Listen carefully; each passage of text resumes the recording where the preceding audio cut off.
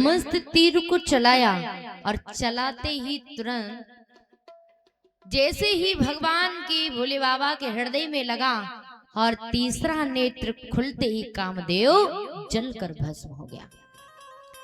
और जैसे ही जलकर के भस्म हुआ तो उसी समय आज कामदेव की पत्नी जिनका नाम है रति, क्या नाम है?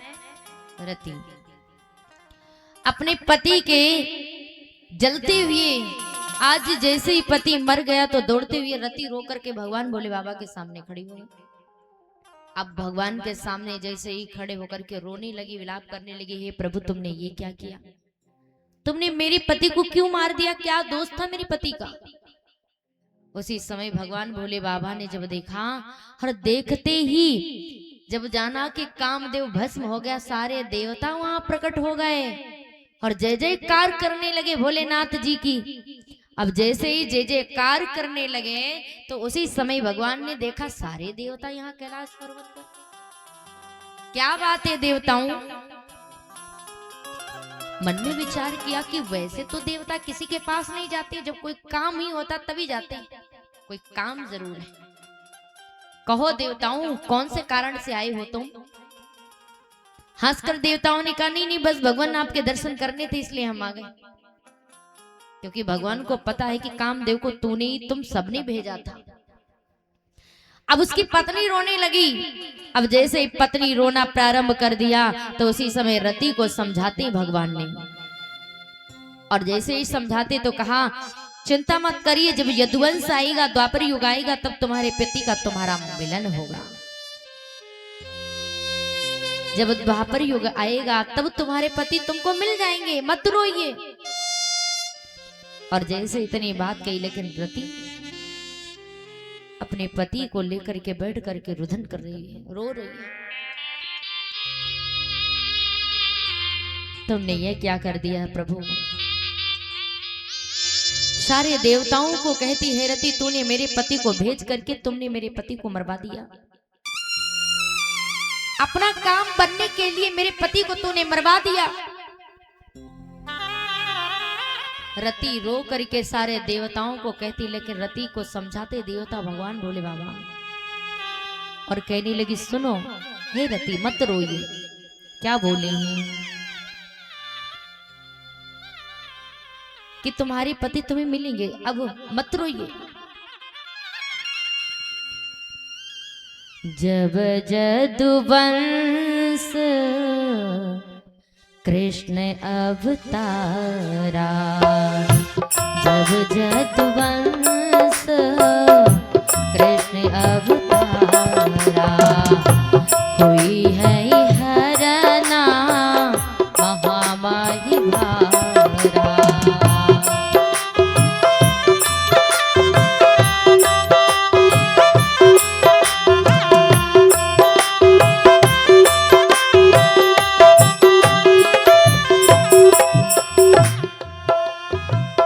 जब जदुवंश हुई है अवतारा, जब जदुवंश कृष्ण अवतारा, जदुवंश कृष्ण अवतारा, जब जदुवंश कृष्ण अवतारा, कृष्ण अवतारा, हुई है हरना महामारी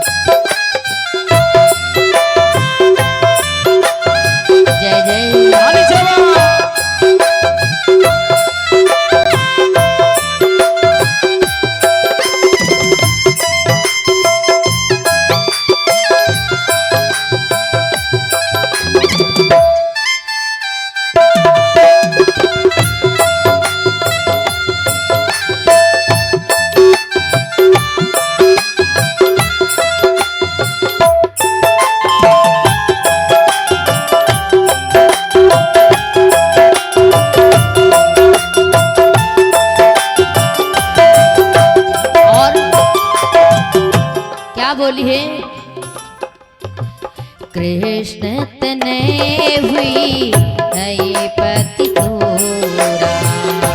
कृष्ण तनय हुई है पति तोरा। कृष्ण तनय हुई है पति तोरा। कृष्ण तनय हुई है पति तोरा। हुई है पति तोरा। वचन अन्यथा होई न मोरा।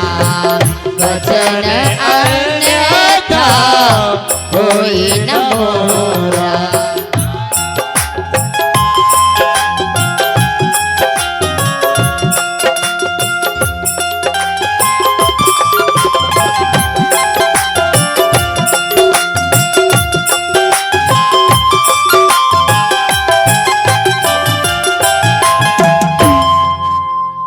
जैसे भगवान भोले बाबा ने कहा कृष्ण तनय हुई है पति तोरा, और ये मेरा वचन अन्यथा नहीं जा सकता है।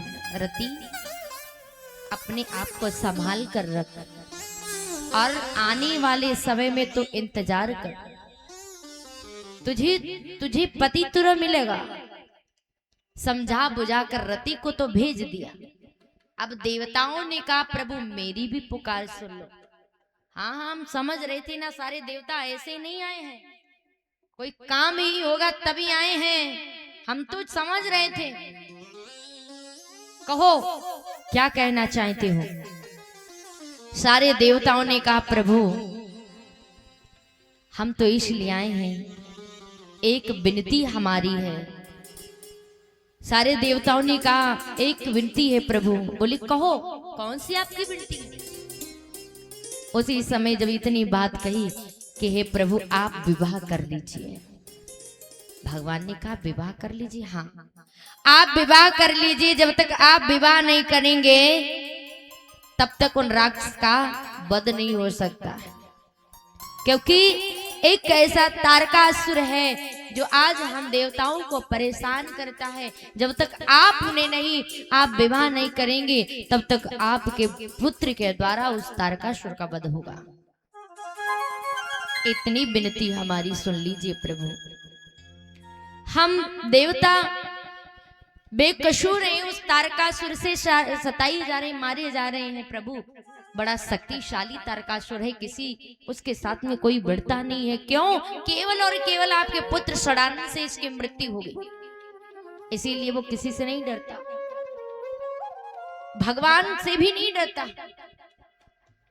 वो किसी से भी नहीं मर सकता। केवल सड़ाना कार्तिकेय के द्वारा उसकी मृत्यु हो सकती है, क्योंकि उसने वरदान मांगा और कोई मार ही नहीं सकता उसको। कहते ना खुद ही देवता देते वरदान और खुद ही अपने चंगुल में फंस जाते हैं। अब ऐसा असुर हुआ कि तीनों लोकों में हाहाकार मचा के रखा। सारे देवता अपना प्राणों को बचा करके छुपते घूम रहे हैं। भगवान ने कहा कौन है, किसके साथ मुझे विवाह करना पड़ेगा, क्योंकि सती ने तो अपना शरीर त्याग दिया और मैं किसी से और विवाह नहीं कर सकता। कहने लगे नाथ आपको पाने के लिए स्वयं पुनः मैया सती जी ने आज जन्म लिया है। उनका नाम मैया पार्वती उमा अंबिका भवानी है। हिमांचल की पुत्री है, हिमालय पर्वत की पुत्री है इनकी, इसलिए नाम रखा है पार्वती, पर्वत की पुत्री। अब जिस समय भगवान ने कहा समय आने दो तब बताऊंगा, सारे देवता प्रार्थना लेकर भगवान श्री राम जी के पास गए। श्री राम जी के पास में हाथ जोड़ करके कहने लगे हे प्रभु आपकी बात कभी भगवान भोलेनाथ टालते नहीं है। आप एक बार उनके पास जाकर के उनसे कहिए कि जल्दी ही विवाह करने का निर्णय कर ले। प्रभु श्री राम जी ने आज कैलाश पर्वत पर प्रकट हुए। भगवान भोले बाबा जी ने जब दंडवत प्रणाम किया, कहा आओ प्रभु आओ विराजमान हो। श्री राम जी ने कहा भोलेनाथ जो तुम मुझे मानते हो, पिता मानते हो, मित्र मानते हो, जो भी मानते हो, एक विनती है आपसे। कहा सरकार कहो आपकी विनती को मैं टाल कैसे सकता हूँ। उसी समय इतनी जब बात कही कि अब तुम्हें विवाह कर लेना चाहिए, क्योंकि वो पुनः सती जन्म लेकर के तुम्हारी प्रतीक्षा कर रही है। हजारों वर्ष तुमको पाने के लिए उसने कठिन तपस्या की, उसका मनोरथ पूर्ण हुआ। अब उनके साथ में तुम विवाह कर लो।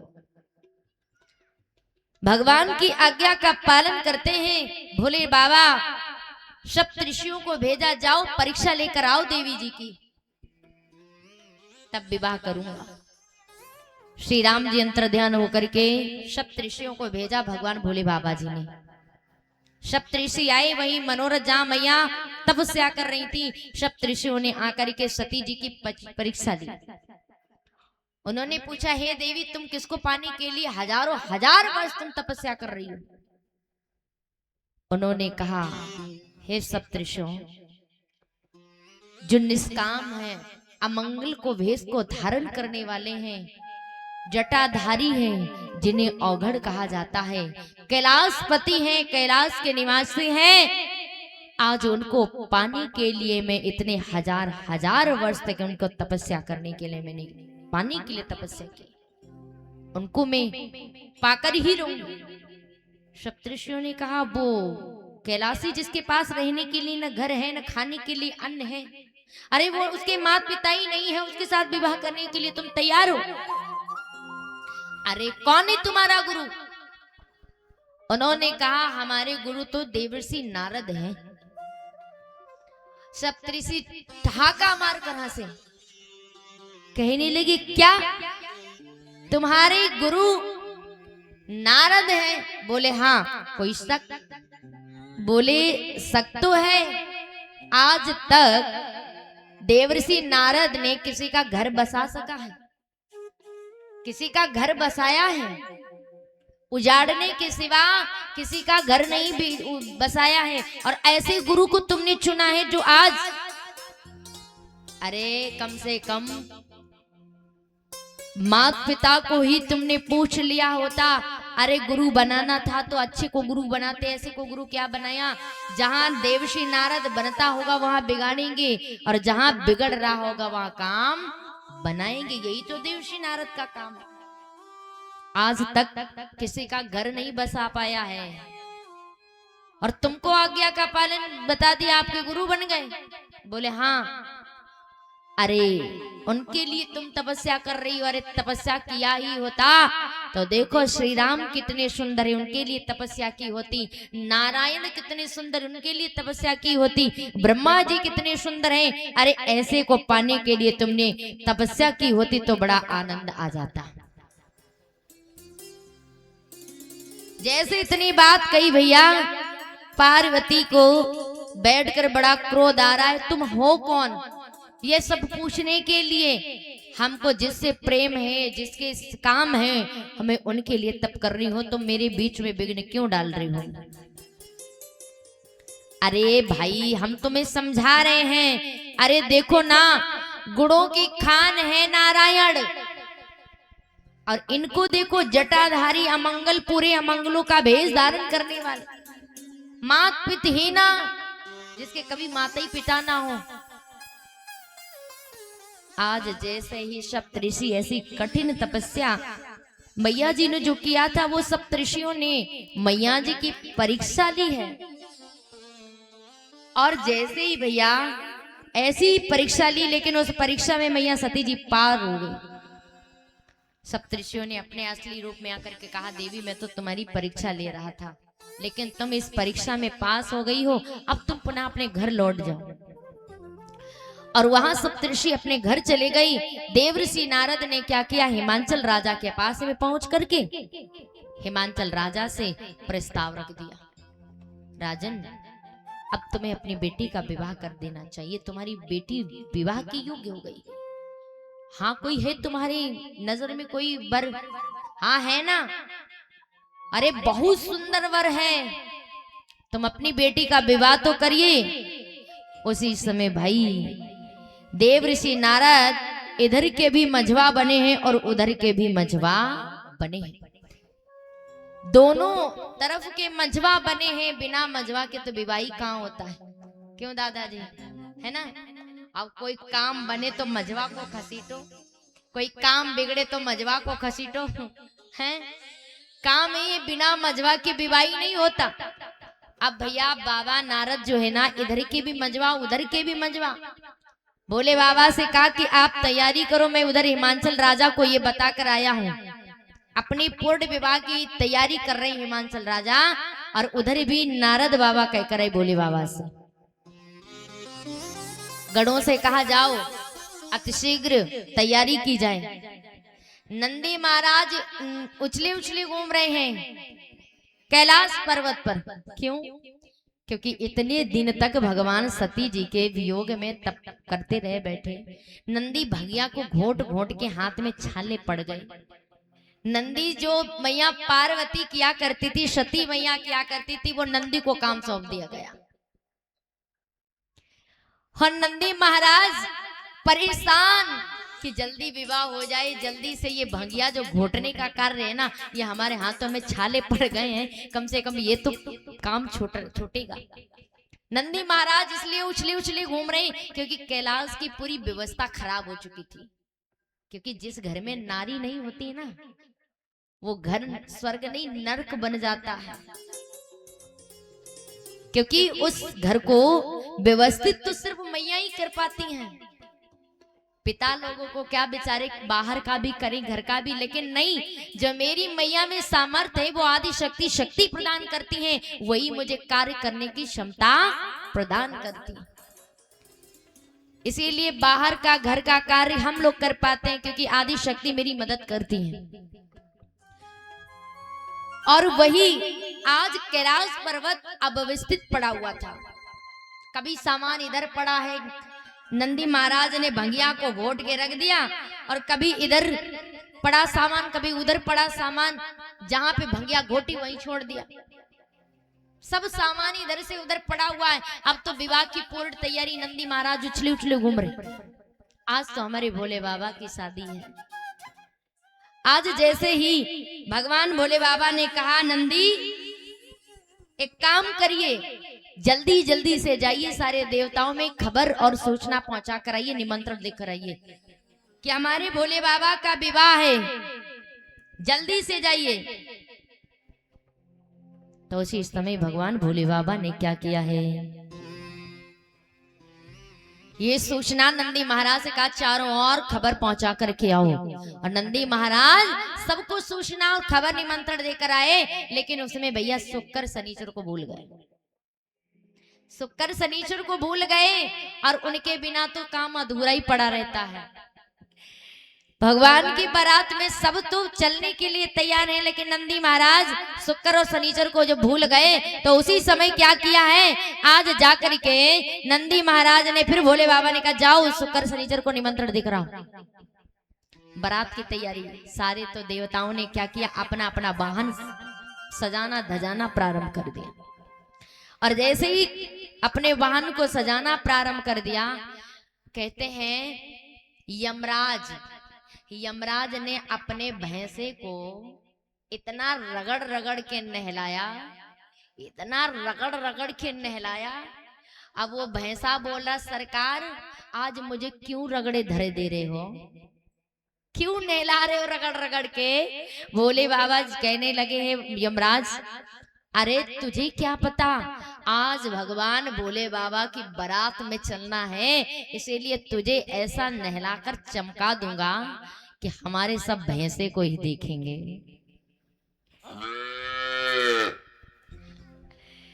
आज जैसे ही भैंसे ने कहा सरकार फिर तो रगड़ रगड़ के काले से गोरा बना दो, काले से गोरा बना दो, रगड़ रगड़ के ऐसा नहलाओ, चमका दो हमें।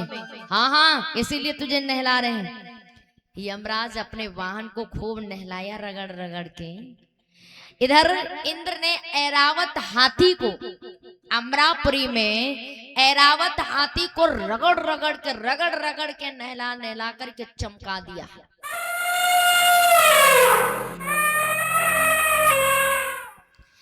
हाथी भी बड़ा मग्न है, सरकार कहाँ की तैयारी है। इंद्र ने कहा, अरे हाथी, आज तो भगवान भोले बाबा की बारात में चलना है, फिर तो सरकार नहलाओ नहलाओ, बड़ा आनंद आ रहा है। इतने सुंदर हाथी, ऐरावत हाथी को नहलाकर चमकाया, खूब अच्छे से वस्त्र पर चढ़ाया रखा, और सुंदर से, बहुत सुंदर से हाथी को सजा करके इंद्र ने रखा है। और इधर भगवान नारायण अपने गरुड़ को नहलाया है, अपने वाहन गरुड़ को नहलाया, और गरुड़ को नहला करके आज उसी समय उन्होंने भी कहा, सरकार कहाँ की तैयारी? गरुड़ ने पूछा तो कहा, आज हम सब मिल करके भगवान भोले बाबा की शादी में शामिल होंगे। जैसे इतनी बात कही भाई, अब तो अपने अपने वाहनों को बढ़िया सुंदर से सजाना धजाना सारे देवताओं ने किया। सब तो देवता सज धज करके रेडी हो गए, लेकिन अभी भोले बाबा वैसे ही बैठे, जिनका विवाह वो वैसे ही बैठे। अब बाराती बढ़िया सुंदर से वस्त्र को धारण करके कुबेर को देखो भाई, कुबेर को तो भैया सोना चांदी ऊपर से नीचे तक पूरा पहने हुए हैं। कुबेर महाराज के पूरे शरीर में सोना ही सोना दिख रहा है। भगवान नारायण बहुत सुंदर सज करके तैयार हुए, इंद्र भी खूब सज धज कर तैयार हुए, ब्रह्मा जी आज अपने कमल को सुंदर से सजा करके तैयार किया, सब तैयार हो गए बारात में भैया। लेकिन अभी भोले बाबा जो कि त्यों बैठे हैं। हाँ, जैसे ही जो कि त्यों बैठे हैं, नंदी महाराज से कहा, हरे सारे तो देवता अपने अपने में बिजी, हमें कौन सजाएगा? अब नंदी महाराज कहते हैं, सारे देवता आ जाएंगे ना कैलाश पर्वत पर, तो हम सब मिलकर सजा लेंगे जल्दी से। और जिनकी शादी, उनके घर में कोई व्यवस्था नहीं, कोई तैयारी नहीं हो पा रही हो, जिनसे विवाह, सारे देवता अपने अपने को रेडी हो गए, तैयार हो गए। अब भैया जैसे ही नारायण कैलाश पर्वत पर आए, कुबेर